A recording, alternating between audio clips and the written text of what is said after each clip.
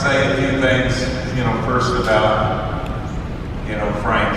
And sometimes I call him Bruiser, but most times I call him Frank.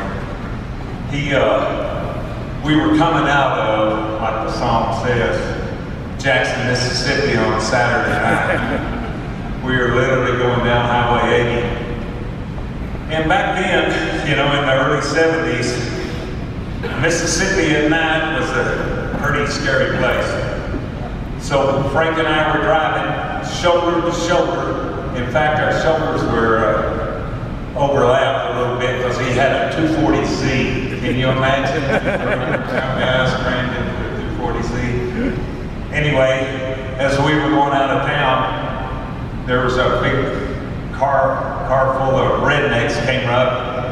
They had us down, they were screaming at us because we had just come from the matches. And back then, people were pissed off. They really took it serious. They didn't like us at all, so they were coming. So one of them pulled out a gun and showed it to us, he pulled up right beside us, showed us a pistol, And without even stopping, talking, saying anything to each other, we had the windows down. I don't think the air conditioner worked.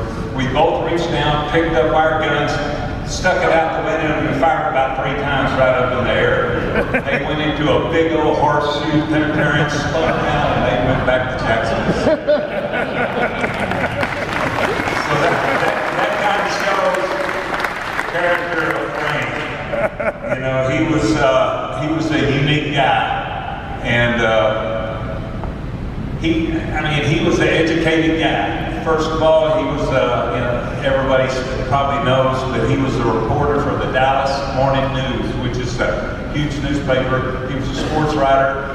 He covered a bunch of different high schools. He did a lot of different things before he got into the wrestling business. So he was hungry, and he was a little bit older. He was like 28, I think, when he broke in, which is kind of late.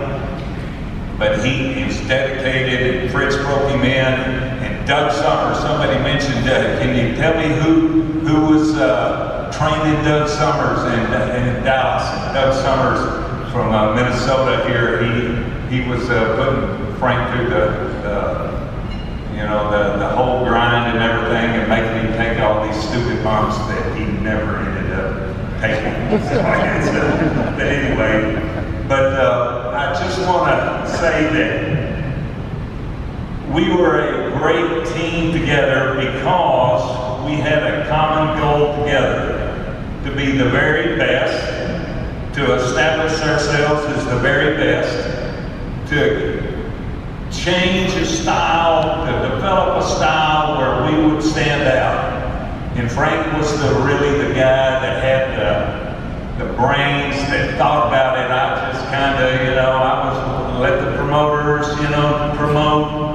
I'll go out and I'll do the best I can in the ring, but Frank was constantly thinking about the business and thinking how he could do better, how he could make a match better, what we could do with Terry and Dory Funk to get them off our backs in Japan. So Frank was always that kind of guy.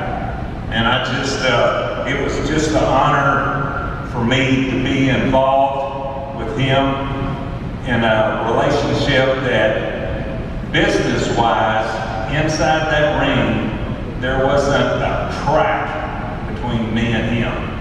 We were one unit all the time.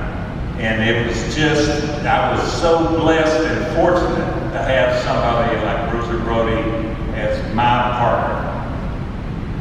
So anyway, I want to accept this award for him, but I want to present it to Barbara because she needs to come up here and please accept this award.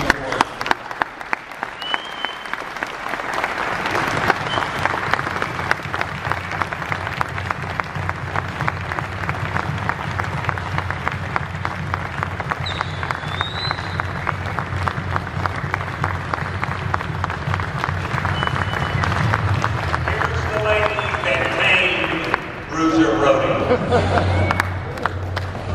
Well, thank you, Stan, and thank you everyone in this building. What a prestigious award, and what is probably considered the best Hall of Fame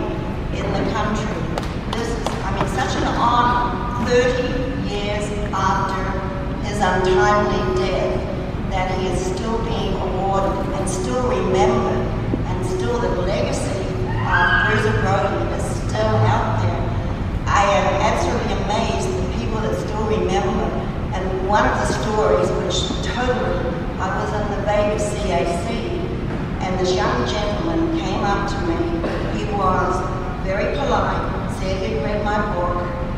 And I looked at him and I said, well, how old are you? He said, 29 years old. This young gentleman, who is in the wrestling profession, was not even born when Frank passed on. And I thought, what a legacy that this gentleman, Bruiser Brody, had left to even some of the younger ones. Because these were, when he passed, there was no YouTube, there was no internet, there was no technology. And now, with the YouTube and technology, all these young people are actually getting in contact with me and telling me about his matches and how they look up to him.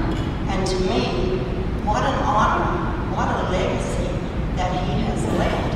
And I'm just overwhelmed when I look around and see everybody out there, and to get this award to take home, and to have Stan, who has always been in touch with me for so long. And then when I see Tony Guerrero, J.J. Dillon, these were people I met 40 years ago when I first met Frank. And it's like to be here and to look around and to see a family and to hear people tell me about my late husband. I am just so overwhelmed. So thank you, the Dan Gable Museum, the Blue Theatre, George Trailers. I'm just, a Hall of Fame is just, I'm overwhelmed.